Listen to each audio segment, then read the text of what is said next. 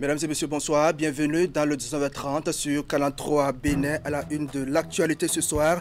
7e édition du Bénin Investment Forum, événement organisé par la Chambre de commerce et d'industrie du Bénin pendant 2 jours à Cotonou. C'est une rencontre stratégique pour attirer le regard des investisseurs sur le Bénin dans sa nouvelle dynamique de développement.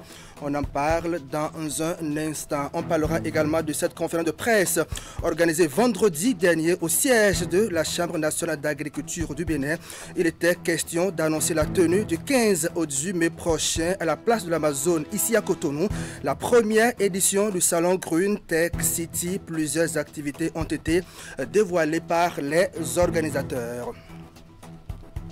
Voilà pour le sommet. Merci d'être au rendez-vous de l'information sur Canal 3 à Bénin. Le Bénin, capitale de la renaissance économique en Afrique pendant quelques jours. La nouvelle dynamique de développement imprimée au Bénin, donc depuis 2016, force l'admiration des regards étrangers. Cette année encore, les investisseurs du monde n'ont pas manqué au rendez-vous de la 7e édition du Bénin Investment Forum. De quoi s'agit-il? Retenez tout simplement que c'est un événement stratégique qui vise à attirer les bailleurs de divers horizons avec pour finalité de décrocher de nouveaux investissements directs dans tous les secteurs porteurs du pays. C'est une initiative qui est portée par la Chambre de commerce et d'industrie du Bénin. Reportage. Des autorités politico-administratives, mais surtout des patrons d'entreprises par centaines. Le Bénin Investment Forum, 7e édition, affiche plus de 300 participants venus d'Afrique et d'ailleurs. Pendant 2 jours, le BIF 2025 va explorer plusieurs priorités stratégiques. Attirer encore plus d'investissements étrangers directs. Renforcer les partenariats publics-privés. Stimuler l'innovation et l'entrepreneuriat. Encourager la responsabilité sociétale des entreprises. Et pour cocher toutes ces cases, le Bénin est prêt. Plus que jamais, notre contexte nous encourage à jouer collectif. Le Bénin connaît des réformes ambitieuses, une croissance soutenue et attire l'attention des investisseurs internationaux. Aujourd'hui, nous sommes devenus un pays en pleine renaissance économique. Depuis 2016, les réformes profondes et courageuses ont été engagées, visant à améliorer le climat des affaires et surtout à moderniser nos infrastructures, à soutenir la transformation locale dans les secteurs clés comme l'agro-industrie, l'énergie, la logistique, les services, les industries culturelles et créatives et surtout le numérique. Faire le marketing du Bénin en vue de convaincre les investisseurs présents, c'est également la mission accomplie par le ministre des Affaires étrangères lors d'une communication exclusive et sa collègue du numérique au cours d'un keynote. Plusieurs autres interventions ont marqué cet événement, notamment celle sur le financement des PME en Afrique. Donc nous pensons aujourd'hui qu'il est extrêmement important de repenser la logique de financement des PME en considérant désormais créer des fonds d'investissement régionaux, locaux, à taille de PME qui permettraient de rentrer dans le capital des PME. Pour cette édition du BIF, soutenue par plusieurs marques, dont le groupe MTN, l'Afrique du Sud est l'invité spécial du Bénin. Dans la suite de cette édition, fin de la 2e édition du Forum africain pour la recherche et l'innovation à Cotonou, ouvert le 5 mai dernier, le FARI 2025 a été clôturé ce vendredi 9 mai à l'occasion d'une cérémonie marquée non seulement par des allocutions, mais aussi la remise de prix aux startups qui ont développé les meilleures solutions technologiques dont le but est de booster le développement de la sous-région ouest africaine dans plusieurs secteurs de son économie. Le reportage est signé Vigile Arodayon et Elvis Tonocoin. Tombée de rideau sur la 2e édition du Forum africain pour la recherche et l'innovation.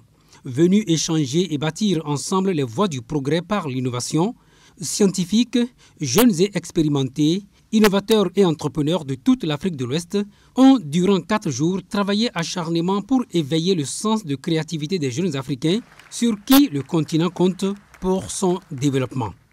Les travaux que vous venez d'achever ont mis en lumière l'étendue des talents africains, la pertinence des initiatives portées par nos institutions et la vitalité des débats qui ont jalonné cette édition du FARI. L'attraction de cette cérémonie de clôture du FARI 2 est bien évidemment la distinction des meilleures start-up sélectionnées à l'issue d'un concours dominé par EasyChain de la Côte d'Ivoire. EasyChain est une start-up logistique qui vise à simplifier en fait, le transport maritime de marchandises en Afrique de l'Ouest. Pour nous, c'est de pouvoir justement relier les ports principaux aux ports secondaires qui sont basés sur la côte ouest africaine, en allant de Lomé au Togo, après au Cap-Vert, avec des escales à Abidjan, San Pedro, Monrovia, Conakry et Dakar.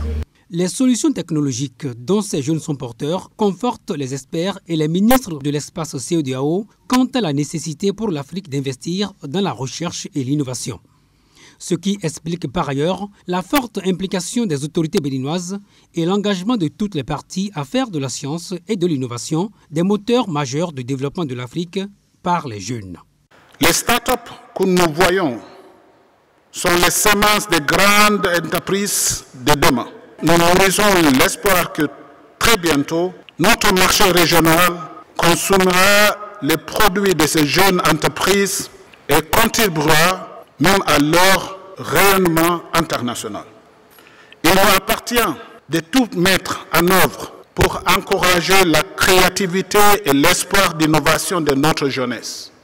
Dans un élan de satisfaction, Éléonore Yahi Ladécan formule au nom de ses pairs de la sous-région le vœu que les engagements pris et les recommandations du FARI 2 se traduisent en actions concrètes et en politiques publiques structurantes pour les différents États.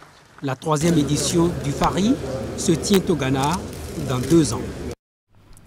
Et du développement des start-up, on va parler maintenant de sécurité alimentaire. À présent, avec cette activité de l'Association nationale des communes du Bénin, l'ANCB, qui opte désormais pour l'élaboration d'un cadre commun de résultats d'alimentation, santé et nutrition au niveau des collectivités locales. Une initiative qui a bénéficié du soutien de CARE Bénin, donc international. L'étape des communes du département du Koufo a été opérationnalisée cette semaine à Lokossa. C'était à la faveur d'un atelier départemental. Explication, Nassissa Lossé et Florent Doro. Des acteurs de la chaîne de nutrition de 3 communes du département du Koufo, Djakotome, Koulikame et Toviklin, mobilisés ici par l'Association nationale des communes du Bénin pour réorienter les efforts autour de la situation nutritionnelle au niveau des communes. À Koulikame, on peut dire que la situation n'est pas très reluisante parce que le taux de malnutrition, je vais dire, a un peu grimpé. Grimpé selon les statistiques, la cause des efforts dispersés dans la mise en œuvre de la politique nationale d'alimentation et de nutrition finale. Face à ce tableau, l'ANCB, avec le soutien de CARE international Bénin-Togo, a décidé d'élaborer un cadre commun de résultats pour les 3 communes. Fournir ce qui est déjà avec nous comme ressources informationnelles et rechercher aussi celles qui manquent pour que les documents que nous allons élaborer à la fin, à l'issue de cet atelier, soient des documents qui soient applicables. Parce que la thématique de la nutrition, comme vous le savez, est une thématique portée au plus haut niveau par le chef de l'État, ce qui justifie d'ailleurs la présence de l'ANAN à nos côtés à toutes nos activités. Les documents élaborés seront planifiés sur 5 ans. À travers une communication, les participants ont pris connaissance d'un certain nombre de modèles de conception de cet outil de planification. Et donc cet outil a été expliqué, les différents canevas, les outils de réalisation d'un diagnostic approfondi au niveau communal pour que les acteurs au niveau communal puissent être mieux outillés pour réaliser ce diagnostic et enfin identifier des indicateurs précis, réalistes. Donc c'est un plan quinquennal qui sera élaboré pour les 3 communes du Koufo. Après ça, c'est qu'on va faire sortir un tableau de bord annuel. Un tableau de bord qui, à en croire les experts, sera évalué périodiquement.